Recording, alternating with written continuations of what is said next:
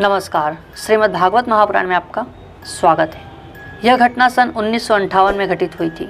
उस समय में चिकित्सा सुविधा बहुत ही कमज़ोर हुआ करती थी।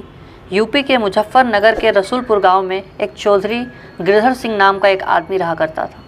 उसके एक 3 साल का बच्चा था। उसे चेचक हो गया और काफ़ी इलाज करने के बाद भी वो जिंदा नहीं बच सका। रात में उसकी मौत होने से सुबह उसके अंतिम संस्कार करने का निर्णय किया। उसी रात को मुजफ्फरनगर के एक दूसरे गांव में शोभाराम नाम के एक आदमी की बैलगाड़ी के पहिए के नीचे आ जाने से मौत हो गई।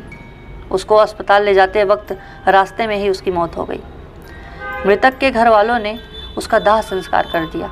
दूसरी तरफ जब रसूलपुर में उस मृत बच्चे को दफन करने के लिए जंगल जाने लगे, अचानक रास्ते में उसके शरीर में हलचल हुई और वो उठकर खड़ा हो गया।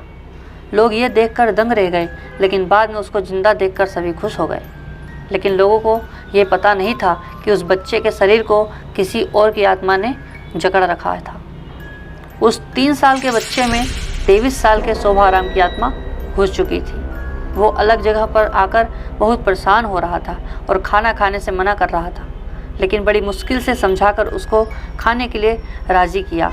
एक दिन वो बच्चा अपनी माँ के साथ उसके ननिहाल जा रहा था कि अचानक रास्ते में वो जगह आई जहाँ शोभाराम की मौत हुई थी। जब बच्चे ने इशारा करके बताया कि यह रास्ता उसके गांव की ओर जाता है, उसकी माँ उसकी बातों को अनसुना कर उसके ननिहाल चली गई।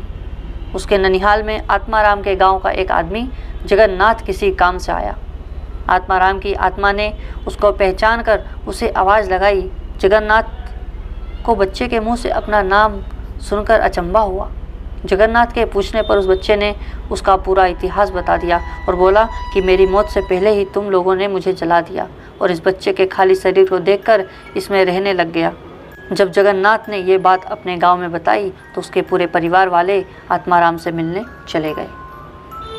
उस बच्चे ने सबको पहचान लिया और वो उनके साथ उसके गाँव चल दिया और उसने वापस रसूलपुर आने से मना कर दिया, लेकिन लोगों के समझाने पर मान गया। इस तरह वो 2 परिवारों को साथ लेकर चलता रहा। इस कहानी से हमें ये पता चलता है कि यदि कम उम्र में किसी की मौत हो जाती है तो वो अपनी अधूरी इच्छाओं को पूरा करने के लिए किसी के शरीर को इसका जरिया बना सकता है। दोस्तों, मैं आपको बताना चाहता हूँ कि ये तो केवल कहानी है, लेकिन हकीकत में ऐसे कुछ मामले होते हैं जिनको कोई पहचान नहीं पाता। इस कहानी में आपको थोड़ी सी भी सच्चाई लगे तो कमेंट के ज़रिए अपना विचार लिखना ना भूलें। धन्यवाद।